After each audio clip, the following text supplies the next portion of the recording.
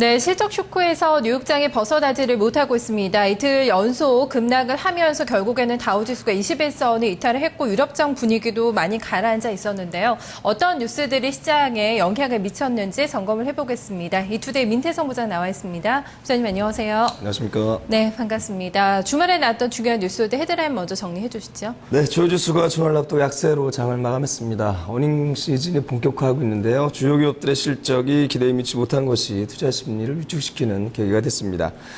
지표 역시 좋지가 못했습니다. 그동안 기대감을 키웠던 부동산 관련 지표가 기대에 미치지 못했고요. 유럽에서는 스페인의 구제금융과 관련된 불확실성도 여전히 이어졌습니다. 이번 주에 미국 증시 역시 실적과 FOMC 결과에 따라서 영향을 받을 것으로 전망이 되고 있습니다. 네, 구글의 일실적 쇼크가 좀 전주전이 아니었나 싶었는데요. 그전까지는 기업 실적들이 잘 나왔는데 주말에 또 발표한 기업들이 일제히도 성적이 안 좋았죠. 네, 그렇습니다. 업종 대표 기업들의 실적이 역시 예상에 미치지 못하면서 어닝 시즌에 대한 우려를 더욱더 키웠다라고 볼 수 있을 것 같습니다. 세계 최대 거대 복합 기업인 GE의 주가가 3.4% 하락하면서 다우지수 하락을 주도하는 모습을 보였습니다. GE는 3분기에 28억 달러의 비용을 줄였다라고 밝혀서 순이익은 예상에 부합했는데요. 매출 부진이 시장의 실망감을 안겨줬습니다. 특히 올해 전체 매출 목표를 기존의 5% 증가해서 3% 증가로 2%포인트 하향한 것이 부담으로 작용했습니다. 거대 패스트푸드 업체인 맥도날드의 주가 또한 4.5% 하락했는데 3분기 주당 순이익이 1.43달러를 기록했다고 밝혔는데요. 예상치인 1.47달러에 미치지 못했습니다. 매출 또한 72억 달러를 기록해서 예상치 상회했습니다만 주가는 약세를 보였고요.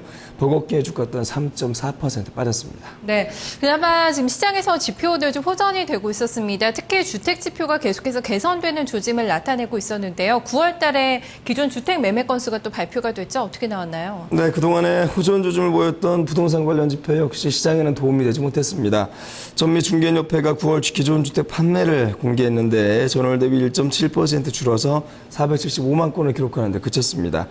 예상에 부합했습니다만 감소세로 돌아섰다는 것 자체에 대해서 실망감이 커졌고요.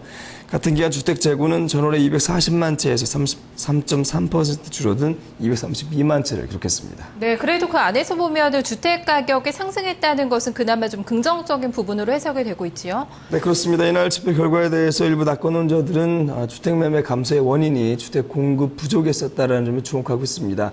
이는 주택 가격의 상승을 이끄는 요인이 되기도 했는데요. 주택 판매 중간 가격은 18만 3,900달러를 기록한 것으로 집계가 됐습니다. 전년 동기 대비 11.3% 올랐고요. 제프레스 그룹은 여러 가지로 주택 시장이 긍정적이다라고 평가했고 모기지 금리가 사상 최저 수준이고 재고 역시 적은 상황이다라는 사실에 주목했습니다. 유럽은 어떤가요? 이후 정상회담이 열렸는데 지금 시장에서는 반응이 영 좀 안 좋게 나왔어요. 결과가 별로 없었죠? 네, 그렇습니다. 이후 정상회담이 이틀 동안의 일정을 마무리했습니다만 시장에 특별한 호재를 남겨주지 못했습니다. 올해 말까지 단일은행 감독기구를 만들기 위한 법적 근거를 마련하는 데까지는 합의를 봤습니다만 다른 내용에 대해서는 별다른 소식은 없었고요. 특히 스페인과 관련된 불확실성만 키웠다라는 지적이 나오고 있습니다. 마리아노 라우이 스페인 총리는 정상회의 이후에 구제기금을 신청하라는 압박은 느끼지 못했다라고 말했습니다. 네, 스페인 쪽에서는 이번 주부터죠. 이제 지방선거가 시작이 되는데 이게 또 구제금융에 영향을 상당히 미칠 것으로 분석이 되고 있더라고요. 네, 그렇습니다. 스페인의 갈리시아와 바스크 지역이 21일부터 지방선거에 돌입했습니다.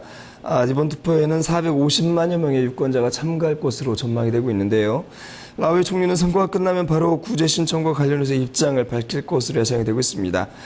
라우이 총리의 기반이자 전통적으로 여당 우세 지역인 갈리시아 지역의 판세가 구제금융 결정에 큰 영향을 미칠 것으로 예상이 되고 있습니다. 네, 이번 주 역시 어닝 시즌 결과 관심이 이어지는 한 주가 될 것 같습니다. 지난주에는 좀 실망스러웠거든요. 이번 주는 어떨까요? 네, 말씀하신 것처럼 이번 주에도 실적 결과에 따라서 지수의 등락이 결정될 것으로 예상이 되고 있습니다. 이번 주 S&P 500 기업 중에 98사가 실적을 공개할 예정인데요. 매출 전망이 웃도는 실적을 발표한 기업이 42%를 기록하는 것으로 나타나기도 했습니다. 2009년 1분기 후에 가장 낮은 수준이 되겠고요. 지난 4년간 평균치는 59% 정도였습니다.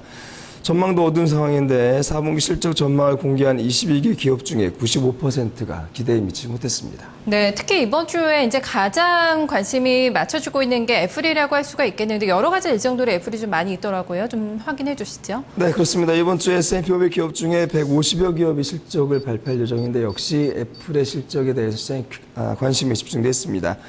애플은 25일 장마감 이후에 실적을 내놓을 예정인데요. 주당 수익은 8.92달러를 기록할 것으로 점쳐주고 있고 매출은 363억 4천만 달러를 기록할 전망입니다. 특히 태블릿 PC 시대를 맞아서 애플의 실적 내용에 따라서 태블릿 PC 시장은 물론이고 PC 시장에 대한 전망도 가늠할 수 있을 것으로 보입니다.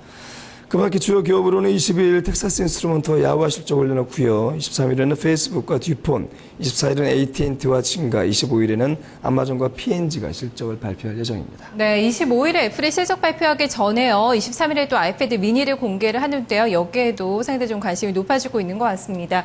이번 주에는 FOMC 회의 결과도 좀 주목이 되고 있고요. 지표도 좀 잘 봐야 될 것 같습니다. 체크 포인트 짚어주시죠. 네, 이번 주 23일부터 이틀간 FOMC가 열립니다. 24일 FOMC 결과가 공개가 되는데요.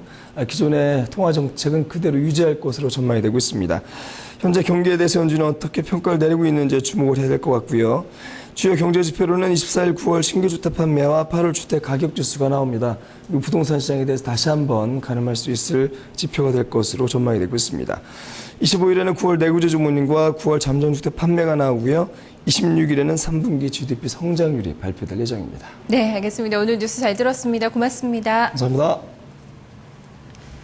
네, 지난 주말 마감됐던 뉴욕과 유럽장 조금 더 자세하게 들여다보겠습니다. 기술주가 좀 많이 흐름이 안 좋았습니다. 상품시장의 마감 동향까지 함께 정리를 해보시죠. 김민지 기자입니다.